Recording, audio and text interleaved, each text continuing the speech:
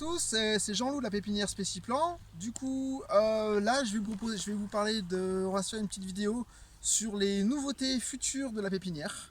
Si vous souhaitez voir, alors moi j'ai pas beaucoup de secrets, hein, c'est des plantes particulières.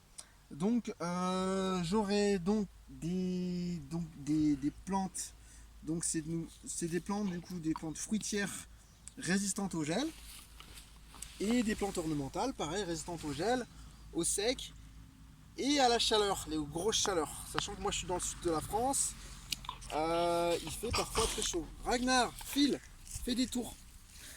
Du coup, on va commencer. Alors, pour l'année prochaine, j'aurai de la mandarine Satsuma Owari. Donc ils ont été greffés l'année dernière. J'ai fait une petite vidéo pour montrer comment on les greffe. Voilà, ils sont greffés sur Poncirus, c'est de la Satsuma Owari. J'aurai aussi de la Okitsu, peut-être. Peut-être quand j'aurai ce qu'il faut ou pas, on verra. Pour le moment, j'aurai de la Owari sur à l'automne prochain, donc à l'automne 2024. J'aurai, là je suis en train de faire une petite nouveauté, mais là ce sera pour dans plusieurs années. C'est ce qu'on appelle du Yuko. C'est un agrume japonais qui était en voie de disparition au Japon. Il restait, je crois, un peu moins de 300 individus au Japon. Il y a eu une grande campagne de multiplication de semences, de diffusion de la semence dans le monde entier. Et je suis content parce que j'en ai deux. Voilà. Wouhou! Wouhou! Alors, donc avant de les greffer tout ça, c'est censé être un agrume qui pousse rapidement. Bon bah ils ont 2 ans, moi je trouve pas que ça pousse très rapidement. On va voir, ça résiste au gel, ça fait une espèce de truc comme entre un yuzu et une mandarine. Ça se mange, c'est doux, c'est pas trop sucré, c'est un petit peu acide mais pas trop. Voilà, il a disparu parce qu'en fait ça faisait des pépins dans les cultures de mandarinier Satsuma au Japon et du coup ils les ont abattus à cause de ça. Alors ensuite, je suis en train de multiplier du goyavier fraise forme blanche. Voilà, ça c'est le fruit. C'est une petite goyave. Alors moi ils sont petits donc il est en pot. J'espère parce que j'ai un sol calcaire et ça aime bien les sols acides. Donc là je vais lui faire une grande fosse. Ça fait un fruit, vous voyez, ça a un goût de goyave. Mais il a la particularité de résister au gel. Le fruit, alors cela voilà. Et du coup il fleurit un peu tout le temps. Il pousse plus ou moins toute l'année. Par contre il résiste pas hyper bien au gel, c'est-à-dire dans l'ordre de -8. Bon, après ça fait un petit buisson, c'est facile de... Il n'y a pas de maladie, toujours pareil, hein, ça résiste très bien à la chaleur, voilà, il pousse toute l'année, super comme arbre. Petit arbre super, du coup là je vais en multiplier, il y en aura certainement de dispo à l'automne prochain. Ou dans l'été 2024. Alors on va passer, il y a plein de petits détails et tout ça, mais voilà. Ah, je vais vous montrer ça. Qui est un petit bijou qui est juste une plante ornementale. Alors on la voit, elle démarre. Donc c'est une oxalis, c'est Oxalis palmifrons. On le voit, donc elle est un petit peu différente des autres oxalis. Souvent les oxalis ont des feuilles en forme de trèfle et celle-là, elle a des feuilles dufteuses et avec énormément de folioles. Et du coup c'est une oxalis du désert du Karoo. Elle a une croissance hivernale, elle résiste au gel, elle pousse en altitude dans le désert du Karoo. Là voilà, donc ça fait une fleur blanche très jolie, ça résiste hyper bien à la sécheresse, ça pousse de octobre à juin et après c'est terminé. À côté, donc ça c'est des plantes à mettre en pleine terre dans les sols superficiels, ingrats, vous voyez, c'est de la mauvaise, c'est de la terre, c'est pas du terreau, faut pas y cultiver dans du terreau ou dans de la bonne terre, on y cultive dans une terre simple. À côté, là je vais avoir, ce sera plutôt pour le printemps, c'est un narcisse sauvage, voilà, que j'ai multiplié, ça faisait 3 ans que je l'ai multiplié, donc là il va être dispo au printemps. C'est un narcisse de garrigue, c'est le narcisse douteux qui fait des fleurs blanches très parfumées qui ressemblent un petit peu au narcisse tazette. Donc il y en aura disponible au printemps, mais vous voyez, j'ai que ça disponible pour ce printemps, donc ce sera en quantité limitée.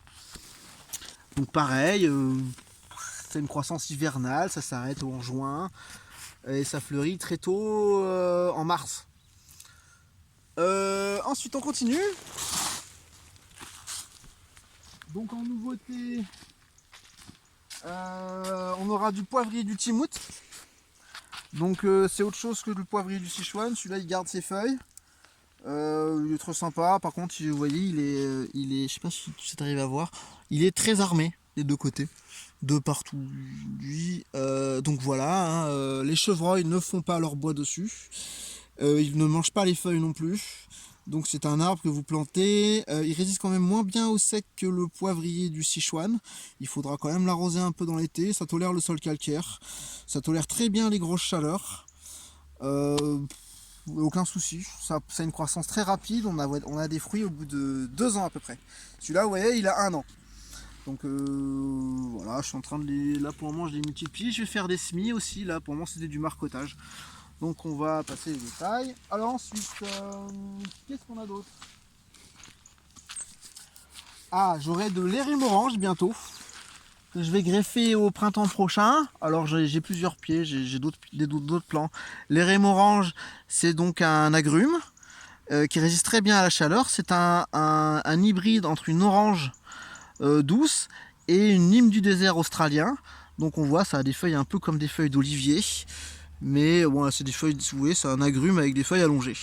L'avantage de cette érémorange, c'est que du coup ça résiste très très bien à la chaleur et ça résiste à la sécheresse, dans le sens que s'il fait trop sec, les feuilles tombent. Par contre, les rameaux continuent à croître et du coup les feuilles tombent au fur et à mesure, un peu comme ces jeunes pousses de cactus où ça fait des petites feuilles qui tombent au fur et à mesure et du coup on a plus que on a la tige qui continue à croître. C'est un arbre qui reste jusqu'à -15. Donc là, je l'ai greffé sur Poncirus, sachant que le Poncirus lui résiste pas très bien au sec. Donc l'idéal pour avoir un agrume comme celui-là qui résiste bien au sec, ce serait d'en avoir un franc de pied. Mais vous voyez, le franc de pied est moins vigoureux que le greffé. Donc j'aimerais bien en avoir en franc de pied. Et du coup, c'est un super arbre. Ça fait une petite orange comme ça. Qui est comme le citron caviar, mais c'est une sorte d'orange caviar. Il y en aura de dispo, mais en très faible quantité, certainement à partir de juin de l'année prochaine. Voilà, après j'ai d'autres choses, mais qui seront dispo dans plusieurs années, donc on va pas en parler parce que ce sera trop long. J'ai déjà parlé du déco alors que c'est dans longtemps. Ah voilà, j'ai du porte-greffe du pêcher amandier, qui est un hybride de pêcher et d'amandier. On s'en servait pour faire la fleur de pêcher vers Nîmes. Ça a les avantages de ces deux arbres, c'est-à-dire que le pêcher, lui, ne tolère pas le calcaire, le pêcher amandier, si. Ça a la vigueur d'un pêcher, la résistance au sec d'un amandier, la tolérance au calcaire d'un amandier, la floraison printanière d'un amandier, donc assez précoce, mais du coup ça dure beaucoup plus longtemps, ça dure pratiquement 1 mois la floraison. Ça pollinise le pêcher et l'amandier, notamment l'amandier, hein, parce que l'amandier des fois il y a des problèmes de pollinisation, donc c'est un bon pollinisateur.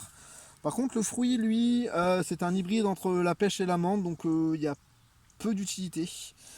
Et les fleurs on les ramasse pour faire les fameuses fleurs de pêcher, c'est médicinal. Et du coup, moi je le vends en tant que porte-greffe pour greffer soit de l'amandier, soit du pêcher en situation sèche et calcaire, sachant qu'évidemment il résiste au sol acide, il n'y a aucun souci. Ensuite j'ai des arbres de haies, des arbres de plein de haies. Donc là j'ai du chêne vert, du chêne blanc. C'était pour des arbres de haies, je trouvais ça sympa. J'aurai l'année prochaine d'autres types d'arbres qui sont en semis en ce moment. J'aurai du chêne rouge, j'aurai du chêne à gros glands canadien, qui ressemble au chêne pubescent au niveau du feuillage, mais avec des énormes glands. J'aurai le fameux chêne rouge, vous voyez ce chêne qui avec le gland dans l'âge de glace. Et ben, j'ai celui-là là, qui est très sympa, qui a un magnifique feuillage rouge. Qu'est-ce que j'aurai d'autre? J'aurai du kaki fouillou, kaki pomme. Qui sont là, qui sont francs de pied. C'est un kaki d'origine japonaise, qui est non astringent, c'est-à-dire qu'on peut le manger sans qu'il gèle. Il il résiste jusqu'à à peu près -15. Il tolère les sols calcaires. Il pousse bien à mi-ombre quand même.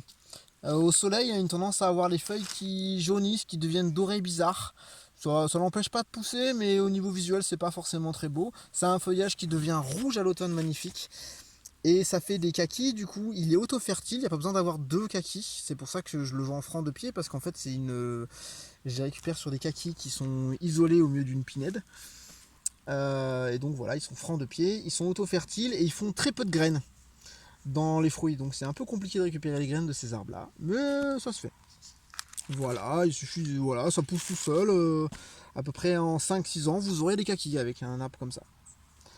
Donc voilà, c'est bien. Moi, j'aime bien proposer des arbres francs de pied le plus régulièrement possible. Enfin, je privilégie les arbres francs de pied plutôt que de les greffer parce que on n'est jamais à l'abri d'un coup de sec, d'un oubli d'arrosage ou surtout d'un coup de débroussailleuse ou d'un piétinement. Et du coup, quand on casse en dessous du point de greffe, on est toujours un peu déçu de devoir racheter un arbre ou de devoir regreffer. Là, au moins, celui-là, si vous le coupez sans faire exprès ou marchez dessus, vous cassez la tige, bon bah il repartira pareil. Donc c'est bien pour les arbres de jardin-forêt où au début les arbres, suivant les endroits où on les plante, on ne choisit pas forcément l'emplacement idéal, où il y a des poules qui les retournent, qui les déracinent, tout ça, on les replante mais le machin il a un peu du mal. Là au moins avec ce genre d'arbre, vous êtes sûr, vous le plantez, vous le paillez, ça donnera toujours un kaki fouillou. Alors ensuite j'ai d'autres choses, qu'est-ce que j'ai d'autre J'aurai de la Passiflora fataconfetto. Donc là, c'est une passiflore. Ici, alors attendez, je vais vous montrer. Ici, vous avez la passiflore la plus classique, Caruela, qui résiste très bien au sec, mais qui fait un fruit qui est pas mangeable. Enfin, qui est mangeable, mais qui est pas très bon en fait. Il est pas toxique, hein, mais il est juste pas bon. Ça fait un espèce de fruit orange pas très bon. Et ici, c'est la fataconfetto. Qui fait une magnifique fleur. Je l'ai mis sur ma page Facebook, la fleur. Et ça fait un fruit qui est mangeable. Simplement, elle a besoin d'un pollinisateur. Alors du coup, je propose cette passiflore là qui résiste au sec, qui pousse toute seule, qui n'a pas de maladie, qui n'a rien. Et du coup, un pollinisateur pour la fataconfetto.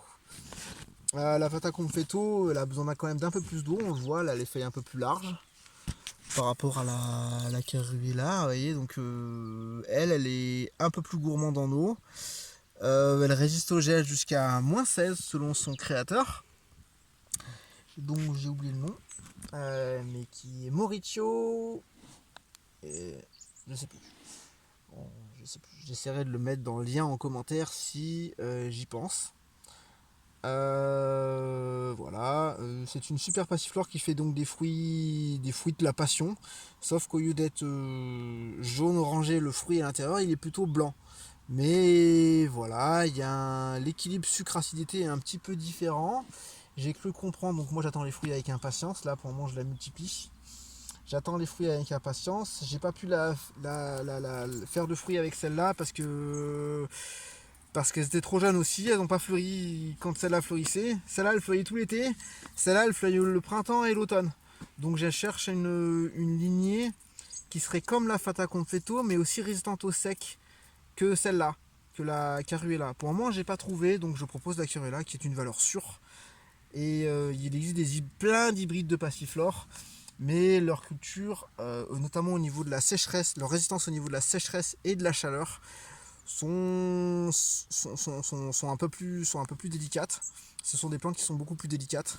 Donc la Caruela, c'est increvable. Voilà, j'aurai bien d'autres nouveautés, mais on en parlera dans une prochaine vidéo. Voilà, merci d'avoir regardé cette vidéo et à la prochaine.